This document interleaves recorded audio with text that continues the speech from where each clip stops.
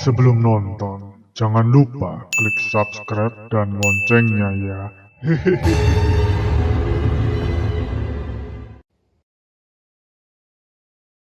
Halo Sobat Reply, kembali lagi nih bersama di Reply. Selama ini kita kan sering membahas jenis-jenis hantu, tempat-tempat berhantu. Nah, karena banyak yang request nih, di video kali ini kita akan membahas tentang SCP nih. Sobat Reply sudah tahu belum apa itu SCP? Berdiri sejak Januari 2008, SCP adalah sebuah organisasi fiksi yang mendokumentasikan individu, makhluk, lokasi, dan benda-benda yang memang di luar akal manusia. SCP merupakan singkatan dari Secure, Contain, dan Protect. Kalau dalam bahasa Indonesia mungkin amankan, membatasi, dan lindungi. SCP sendiri dibagi menjadi 3 kelas utama, Safe, Euclid, dan Keter. Kategori Safe berarti makhluk atau benda tempat yang sudah teridentifikasi dan tidak berbahaya. Kategori Euclid berarti sudah teridentifikasi namun butuh penanganan atau pengawasan 24 jam sehari karena dianggap berbahaya. Sedangkan kategori Keter adalah kategori untuk makhluk atau benda ataupun tempat yang belum bisa diidentifikasi dan amat sangat berbahaya, bahkan bisa menimbulkan kerusakan parah, bahkan kiamat. Oke, kita mulai aja SCP yang pertama.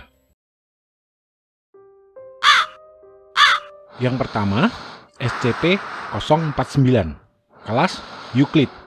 SCP-409 adalah makhluk humanoid dengan tinggi 1,9 meter dan berpenampilan menyerupai dokter zaman dahulu ketika wabah hitam melanda benua Eropa pada pertengahan hingga akhir abad ke-14 dan menyebabkan sepertiga populasi Eropa meninggal.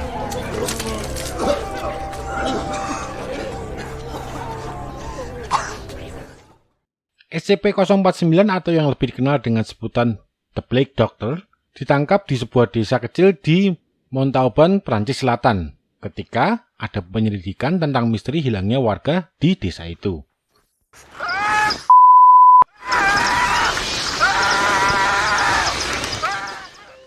Dalam catatan SCP Foundation, SCP-49 normalnya tidak berbahaya dan kooperatif. Akan tetapi, apabila ia merasakan ada manusia yang terkontaminasi, maka sifatnya bisa berubah menjadi sangat agresif, bahkan tidak segan membunuh manusia yang dianggapnya terkontaminasi. Hingga saat ini tidak diketahui kontaminasi apa yang dimaksud.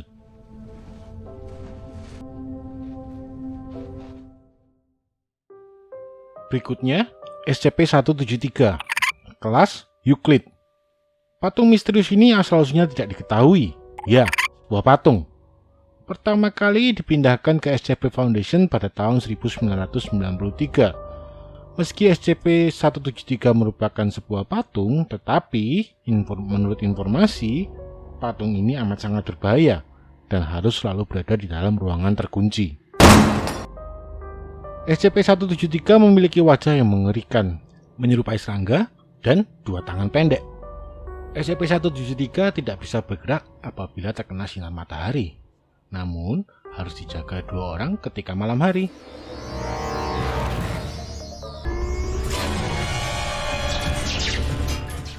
Bahkan, kedua penjaga itu harus saling bergantian untuk sekedar mengedipkan mata. Karena, kalau kita mengalihkan pandangan atau mengedipkan mata, maka SCP-173 akan langsung bergerak dengan cepat dan mencakik korbannya hingga meninggal. Selanjutnya, SCP-4666, kelas Keter. SCP-4666 diyakini sebagai humanoid dengan umur yang sangat panjang dan asal-usul tidak diketahui. Korban yang selamat dari serangan makhluk ini menggambarkan bahwa SCP-4666 memiliki tinggi lebih dari 2 meter, sangat kurus, dan berpenampilan layaknya orang yang sudah sangat tua, hampir telanjang, bahkan di cuaca dingin sekalipun.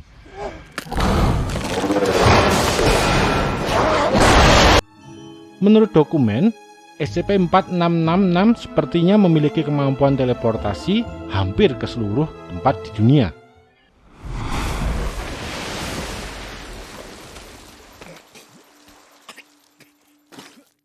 Selama 12 hari berturut-turut antara Desember tanggal 22 hingga 2 Januari, SCP-4666 atau The Yulman akan menjadi aktif atau dinamakan Wisnach Event.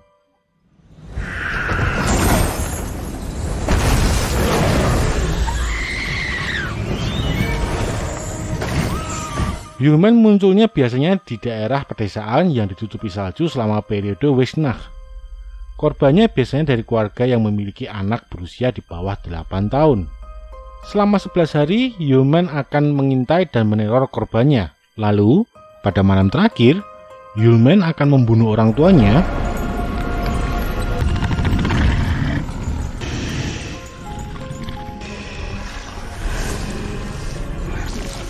dan menculik anaknya.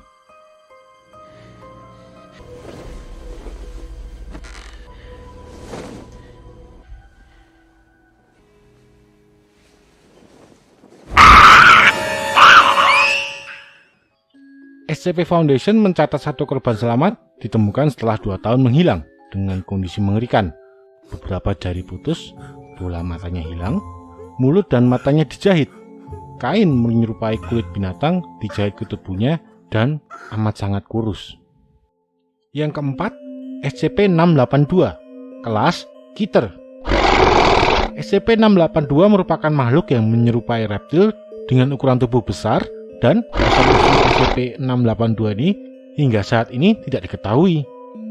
Dokumen SCP menyebutkan bahwa SCP-682 ini memiliki intelijensi tinggi, kekuatan, kecepatan, dan refleks yang luar biasa.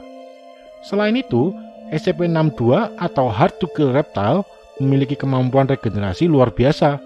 Makhluk ini bahkan bisa hidup kembali meski sudah dihancurkan berkeping-keping.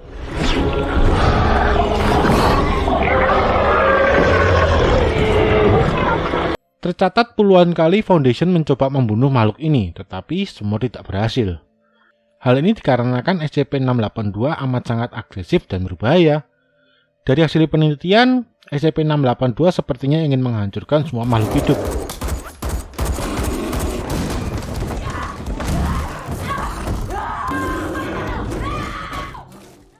Karena amat sangat berbahaya dan harus selalu berada di dalam kurungan, tidak banyak yang bisa diketahui tentang SCP-682.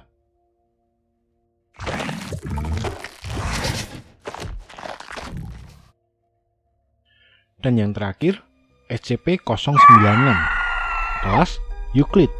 SCP-096 adalah makhluk humanoid dengan tinggi sekitar 2,4 meter, dengan kondisi sangat kurus dan memiliki lengan yang tidak proporsional. Panjang lengannya saja mencapai sekitar 1,5 meter.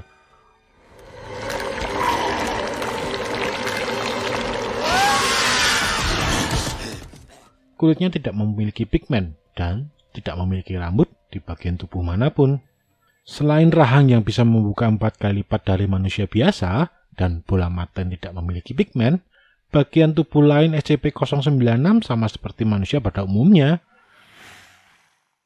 Akan tetapi, hingga saat ini tidak diketahui apakah SCP-096 bisa melihat dengan jelas, dan SCP-096 tidak menunjukkan tanda-tanda adanya intelijensi.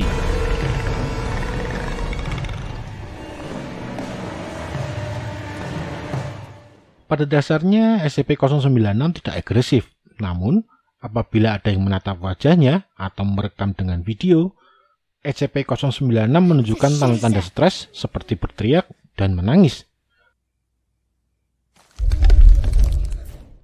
Tak lama kemudian, sifatnya akan berubah menjadi sangat agresif dan akan menyerang korbannya.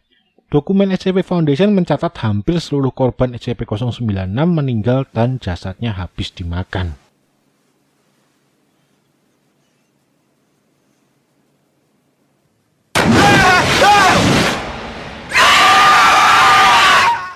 Nah, gimana sobat?